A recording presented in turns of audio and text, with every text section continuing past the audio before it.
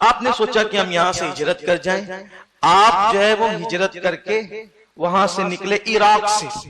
آپ کی پیدائش کہاں ہوئی تھی؟ عراق میں ہوئی تھی، اور وہیں پر یہ سارا معاملہ پیش آیا. عراق حضرت ابراہیم علیہ السلام کی ولادت گاہ ہے. آپ عراق سے ملک شام ہجرت کے لیے نکلے. تو چونکہ آپ جوان ہو گئے تھے اور آپ کے رشتہ دار میں آپ کی شادی ہو گئی تھی. یہ جو آگ میں ڈالنے کا واقعہ ہے یہ شادی کے بعد کا ہے. شادی ہو گئی تھی حضرت سارہ سے. یہ سارہ جو تھی بہت خوبصورت خاتون تھی، بہت حسین تھی. اللہ نے بہت حسن دیا تھا. حضرت سارہ بڑی نیک عورت تھی. تو آپ اپنی بیوی کو لے کر نکل گئے ہجرت کرنے. دو نفوس تھے جو اللہ کی رضا کے لیے ہجرت کر رہے تھے.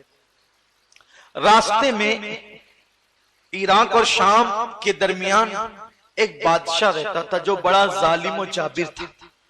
تو اس کو جب پتا چلتا تھا کہ کوئی میاں بیوی کپل جا رہے راستے سے سفر کر رہے ہیں تو وہ عورتوں کو چھین لیتا تھا اور ان کے ساتھ زیادتی کرتا تھا، ظلم کرتا تھا، زنا کرتا تھا. اور سارا حضرت ابراہیم علیہ السلام کی بیوی اتنی خوبصورت، گویا کہ اس دور کی سب سے خوبصورت عورت تھی حضرت سارہ رضی اللہ تبارک و تعالی عنہ. تو جب یہ چلی تو سپاہیوں نے پکڑا دونوں کو. تو حضرت ابراہیم علیہ السلام سے کہا یہ کون ہے؟ تو آپ نے فرمایا یہ میری بہن ہے. حالانکہ تھی بیوی لیکن آپ نے کیا کہا؟ بہن ہے. 3 موقع ایسے آئے، 3 موقع کہ ان 3 موقعوں پر ابراہیم علیہ السلام نے زو معنی بات کی. حضرت ابراہیم علیہ السلام نے 3 موقع پر زو معنی بات، یعنی 2 معنی کی کہ وہ تھی بیوی لیکن کیا کہا؟ بہن ہے. کیونکہ تھی آدم کی بیٹی، اس رشتے سے تو ہر عورت دوسرے مرد کی بہن ہی ہوتی ہے. تو آپ نے کہ بھئی یہ اگر پتہ چلے گا کہ بیوی ہے پکڑ لے گا، چھین لے گا، نقصان پہنچائے گا. تو آپ نے کہا بہن ہے. حضرت سارہ سے کہا کہ اگر وہ پوچھے تو یہی کہنا کہ میں ان کی بہن ہوں. مراد لینا کہ دینی بہن ہوں، آدم کی بیٹی ہوں، اس رشتے سے بہن ہوں. اور ایک مقام پر آپ نے فرمایا جب کفار آپ کو میلے میں لے جانے لگے تو آپ نے فرمایا کہ میں بیمار ہوں. اور بیماری سے مراد آپ نے یہ لیا کہ میرے دل میں جو ہے وہ اللہ تبارک و تعالی کے عشق کا مرض ہے. گویا کہ مرض عشق کا بیمار بھی کیا ہوتا ہے، جتنی کرتا ہے دوا درد سوا ہوتا ہے. یا یہ کہ تمہارے بتوں کی نفرت میرے دل کے اندر ہے، یا میں بیمار ہونے والوں وغیرہ وغیرہ. تو اس طرح سے 2 مقام ہو گئے.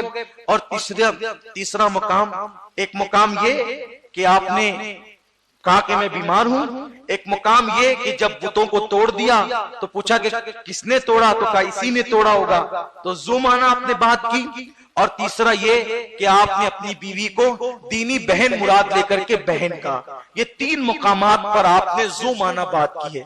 اللہ اکبر. لیکن اپنا حال تو یہ ہے کہ ہم لوگ اکثر منطقی بولتے رہتے ہیں.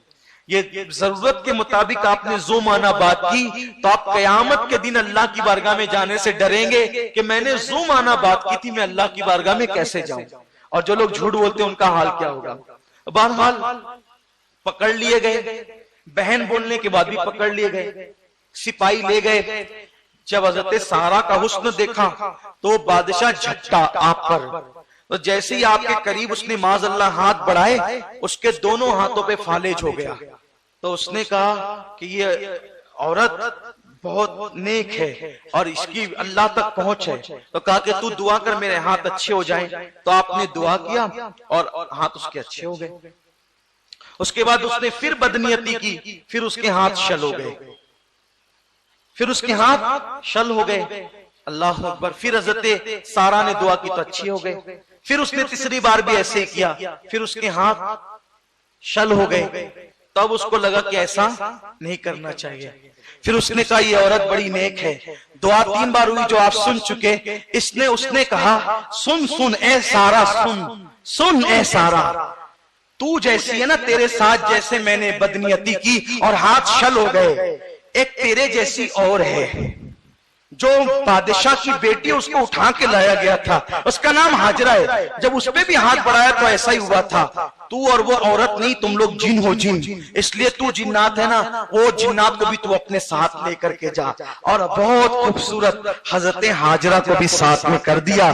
جب حضرت ابراہیم کے پاس یہ دونوں آئی، گئی تھی اکیلے اور ایک تحفہ ساتھ لائی، تو ابراہیم علیہ السلام نماز پڑھ رہے تھے، آپ نے نماز میں پوچھا اشارے سے کیا ہوا؟